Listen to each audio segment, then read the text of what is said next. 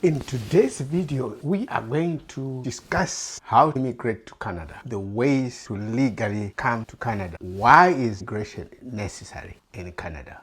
Watch this video to the end. We are going to give you up to 12 ways to immigrate legally to Canada, the pros and cons of living in Canada, and then we'll do a little bit of commentary, what I always call the bottom line. Watch this video right to the end. If you find our content intriguing, subscribe, comment, and share. There are a lot of people out there who are interested in coming to Canada. Watch this video right to the end and we'll give the cons of living in Canada, the advantages, the disadvantages, and a bit of commentary. Immigration is an important part of the Government of Canada's plan to keep our economy growing. If it weren't for immigrants, many employers would have trouble finding enough qualified workers to fill available jobs. This is because Canadians are living longer and having fewer children. There are more people retiring than there are young Canadians entering the job market. This also means there won't be as many workers paying tax to support our social services, such as pensions, and every year, the Government of Canada sets targets for each category of. The majority of immigrants who come to Canada are selected for their ability to contribute to our economy. Canada also has spaces in the immigration plan to reunite families and help the world's most vulnerable. Before they arrive, Canada thoroughly screens immigrants to make sure they're in good health, have not committed serious crimes, and don't pose a security risk. The health and safety of Canadians is the Government of Canada's top priority.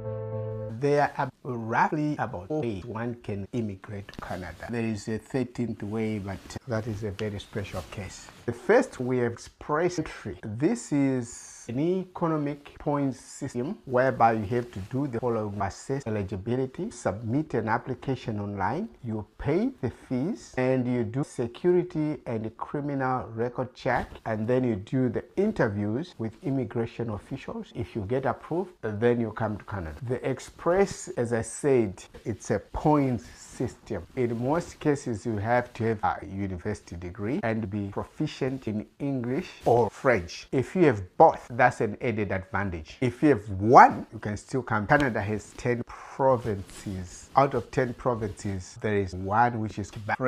If you have English, you can always go to the English Canada. Like here in Ontario, we are more close to Quebec, so there is a little bit of French.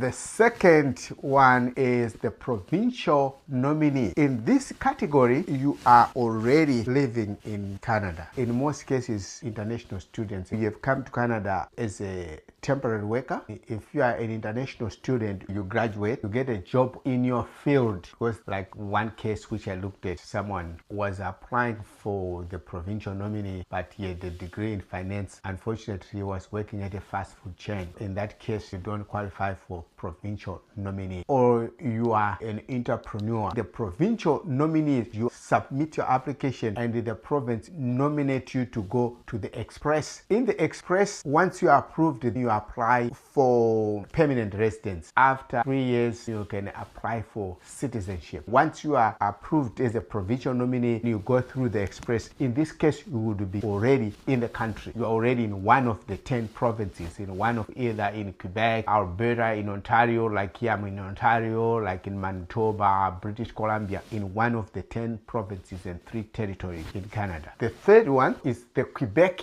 nominee. Quebec controls its own immigration. Quebec is a province in Canada. Quebec controls its own immigration system. In agreement with the federal government back in 1991, it wants to have a say in who comes to Quebec. People who come to Quebec, they are selected by the provincial government. They also have to assess the skills required by their provinces. You have to be an entrepreneur relevant to the Quebec society, and then you apply to come to Quebec. Quebec controls its own immigration alongside the federal government of Canada. Once you are selected to go to, you work in Quebec. However, you also apply to be a permanent resident in Canada, and you can apply for Canadian citizenship. Once you enter Quebec, you are not restricted to live in Quebec. You can always, on your own, decide to go to other provinces within Canada. Joining me to discuss the need to welcome 60,000 people annually is the president of the Chamber of Commerce of Metropolitan Montreal, Mr. Michel Leblanc. Mr. Leblanc, thank you so much for being here. Good morning, Laura. So why has your stance on immigration remained unchanged since 2016? Because we haven't reached the goal yet. Clearly, we could see this crisis coming. You were talking about teachers earlier. It's all over the place. It's in every sector, all over the province. And more immigrants is part of the solution. The government put in place tools over the last years to select those immigrants based on their capacity to integrate. Now we just need to make sure we increase the number, and we don't say it's going to be the only solutions, but it's going to alleviate a little bit of the labor shortage problem. Part of the solution, like you said, but with the ongoing housing crisis, Michel, is it feasible or realistic to talk about welcoming more people at this point? You're raising a good point, which means we need to have an integrate approach. We have to look at housing. We have to increase the rhythm of building all over the province. And at the same time, we can select more workers that will be in that construction sector. So we can play it both ways. The idea here is that we need to go progressively, but set a goal. It should be 60,000 now for the next 3 years. The government looks at this 3 years at a time. So now we're setting the goals for the next 3 years. We say it's time we set at 60,000. Let's get there. Let's integrate them well. Let's help them learn French if they come from places where they did not learn French. And progressively, we will have more labor as people age, as people retire. And that's something that will not stop next year. It's going to continue for a good 10 to 15 years. You said the key word, which was French, Michel, and I think Premier Legault has been pretty clear on that he will not increase Quebec's immigration threshold because it would be suicidal to the French language. What are your thoughts on this? And is this a major roadblock for newcomers, particularly skilled newcomers who we so desperately need? Clearly, I think the government and even Premier Legault's thinking is evolving. Not that French is not important, not that we should not succeed in making sure that they learn French over time, but that maybe we just also need to increase the resources to help them learn French, and maybe also be more successful in taking those immigrants all over the province, not just in the Montreal area. Now, the last point here is that as we move forward, we will be more efficient in making sure that those immigrants that come for a short time, the temporary workers, that if they learn French while they're here, maybe they should stay. And same thing for the students.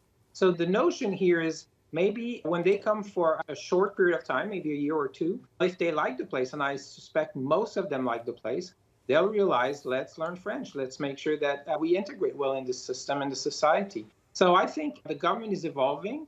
That's why we're saying the 60,000, the normal goal set for the next 3 years. The government is evolving because they can't ignore the urgent need right now. We talked about the teachers. This is trickling to every sector of the economy. Yes, and sometimes I say the private sector is quite renowned for its agility. The private sector told us years ago it's difficult. It's getting harder and harder.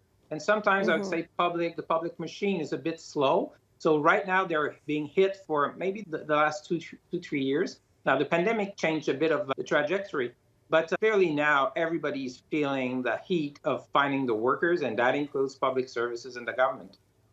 Absolutely. Michel Leblanc, thank you so much for your time this morning. Most of the provinces, they are predominantly English speaking, as long as you have the language skills to work in the other provinces. Then the fourth one is an economic pilot program. This economic pilot program addresses the labor shortage, sometimes called the skill category. The industry submit their application to Immigration Canada and say we are looking for people with these skills. Immigration compiles the figures and they go out and look for those skills, and people will be invited to apply. They go through the vetting process, submit an application, pay the fees, do the medical, security and criminal record check, do the interviews with the immigration officials, and you get approved, and then you come. We're trying to address the labor shortages in certain industries, say health workers, computer engineers, software engineers, people in this category. That's the economic pilot program. And in this one also we have caregiver, those who come and give care to the elderly.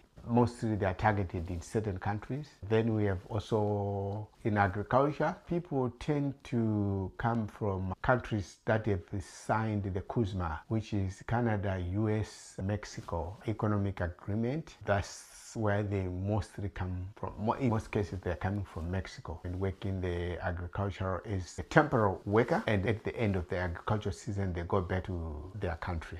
Then also you have the next one will be a startup visa is for someone who wants to start a business in Canada. You have to prove that you have a certain amount of funds, a business idea, and you have secured support from funding companies, angel investors, and also you have the language ability. If you are an entrepreneur, you want to start, you have a business idea, which you also have to submit to the immigration. You have proved that you have the funds, you have the business idea, and you have secured financial support within Canada for your project. Then you can apply. You are proficient in one of the two official languages, either English or French. In Quebec, if it is the rest of Canada, you have to be proficient in English or English and French. Always, if you have in two of these official languages, it's always an advantage. You want to start a business in Canada, you have a business idea, you have the funds to start, and your idea has secured support within Canada from the funding companies.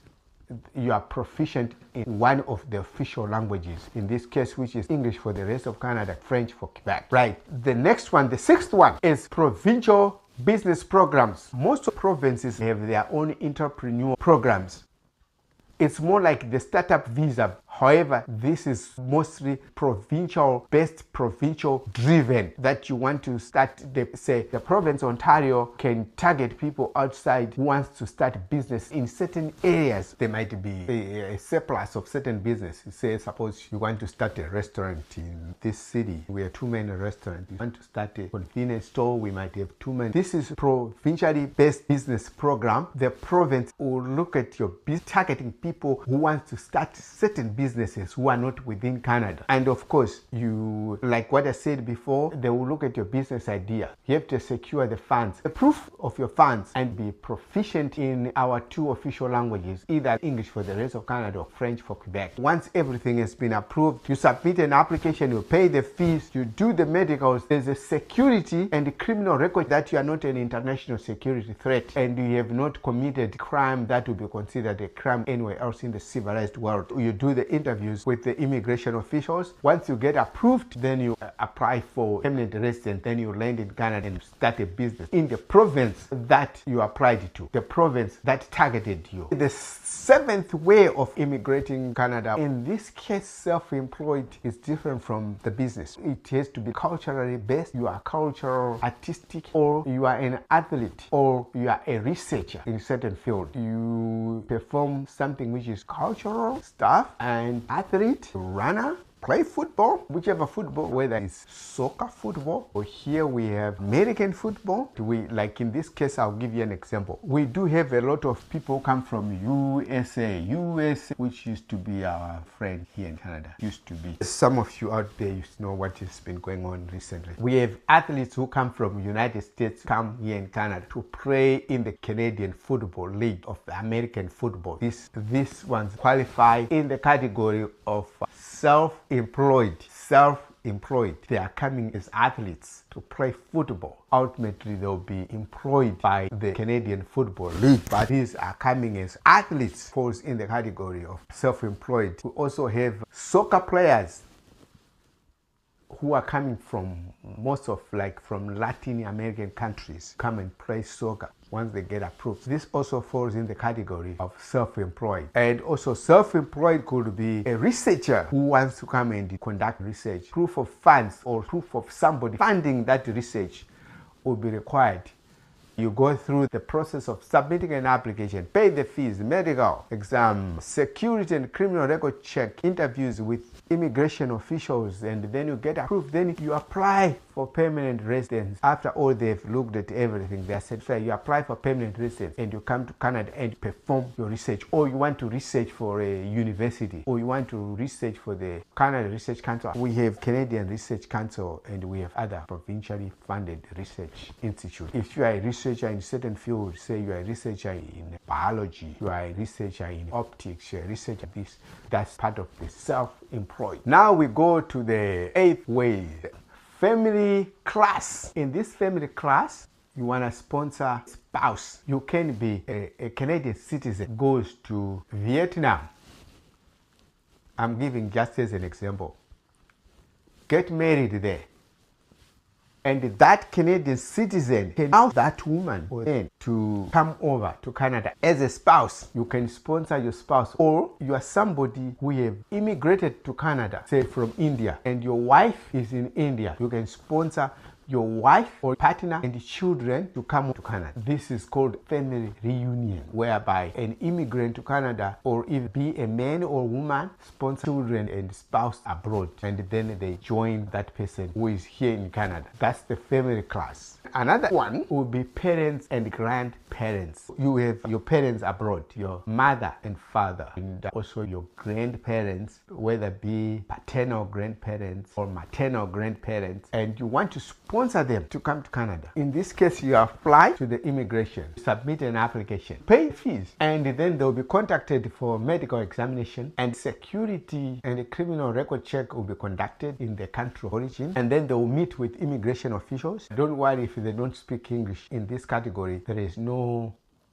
language proficiency, which is a prerequisite. They can always speak to the immigration officials through an interpreter. Now, here is the caveat. It's a lottery system. It doesn't automatically mean that when they get approved, they can apply for permanent residence. Their names go into a bucket of names where they'll be shuffled and they'll pick up some names. They might want to bring in 25,000, and yet there will be like 75 or 100,000 people who apply. They will pick up the names. Once they win the lottery, they'll be contacted, apply for permanent residence, and they come to Canada. The 10th way of coming to Canada is the study permit or post. If you are a student in a foreign country, you can apply to an institution of your choice. If they accept you, then you apply to come and study in Canada. Then if you are studying in Canada, at the end of your studies, you look for a job, you get a job in your field, or you become a graduate student and get work experience. Once you are working in your field, you qualify to apply. While you're in Canada, you can qualify to apply through express entry to Canada. Right. So let me reiterate on this one. What we are talking about here is an international student who is studying in Canada. He graduates from a university, institution, or community college, gets a job in his field. In most of these cases, according to my research, it will be advantage and added advantage if you go to a postgraduate studies, and then after, say, you finish a degree in economics, you go for a master's in economics, get a job,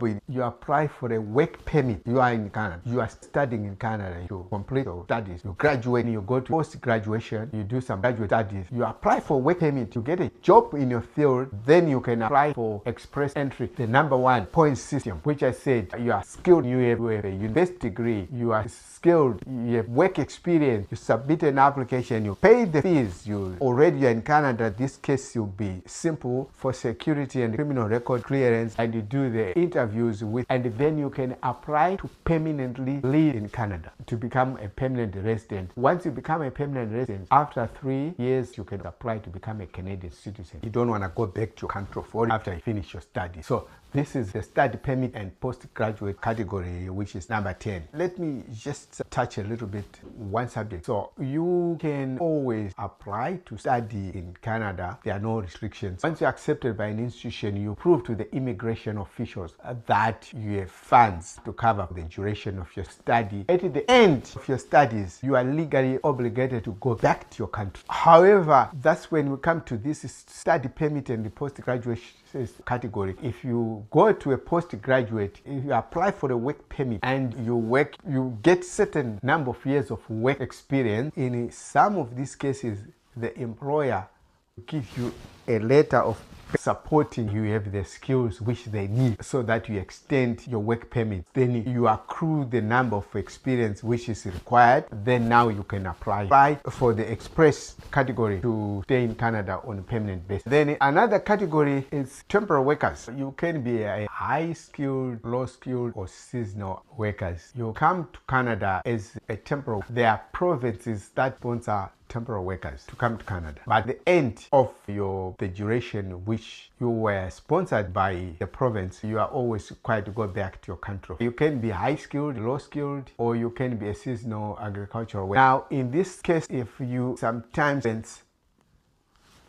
you become provincially nominated in this category to apply after you have acquired a certain number of experience. You can be provincially nominated as a temporary worker, low-skilled worker, or even as a seasonal agricultural worker. You can be nominated by the province to go through the express entry, whereby you apply to become a permanent resident in Canada. You have to submit an application, pay the fees, and you do the medical, security, and criminal record check.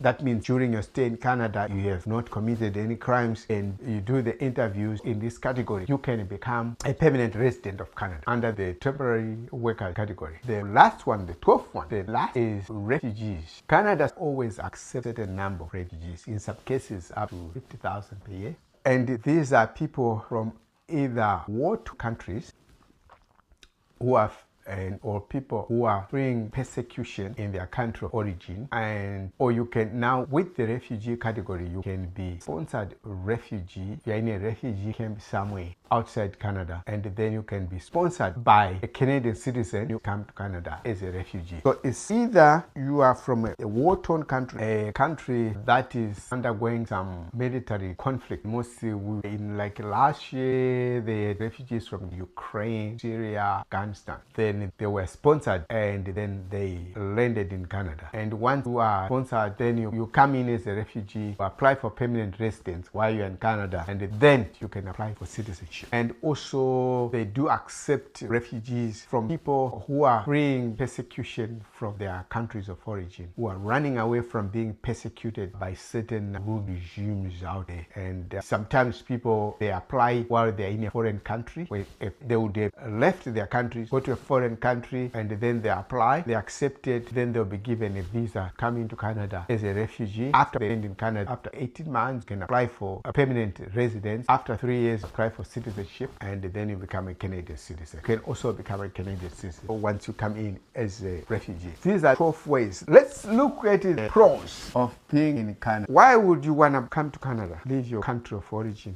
and come to this country. Canada is a G7 country. It is a reasonably strong economy, well diversified. There are job opportunities. Economy is strong, job opportunities, or other opportunities to start your own company. So another pro is we have medical care. It's funded. Government, you don't pay a penny when you get sick. Other third world countries, which I would want to mention here, people are dying because they cannot medical care due to lack of funds. And unfortunately, we don't have that situation here. You are issued health card by the provincial government which you live in. You just go to a hospital, hand over your health card. It's funded by the taxpayer. Why should you pay for medical bills? South of the border, you have your own health insurance. The premiums are high, and most people in the lower categories, or those unemployed, they don't have health insurance. If you get sick, of course, they don't turn you away, but you end up with a $50,000 bill, $15,000, $20,000, and a lot of people end up declaring bankruptcy because they cannot pay their medical bills. We don't have that problem here. We don't have much of crime here. We don't have people mugging you on the streets. Of course, there is a little bit of crime, but not very much south of the border where there are murders everywhere. No, we don't have that here. We have free education from kindergarten to high school. You don't pay a penny for your child's education. In third world countries, children can't go to school because parents don't have the money. Don't have the money to buy the uniform. Here we only buy some school supplies, backpack, a little bit of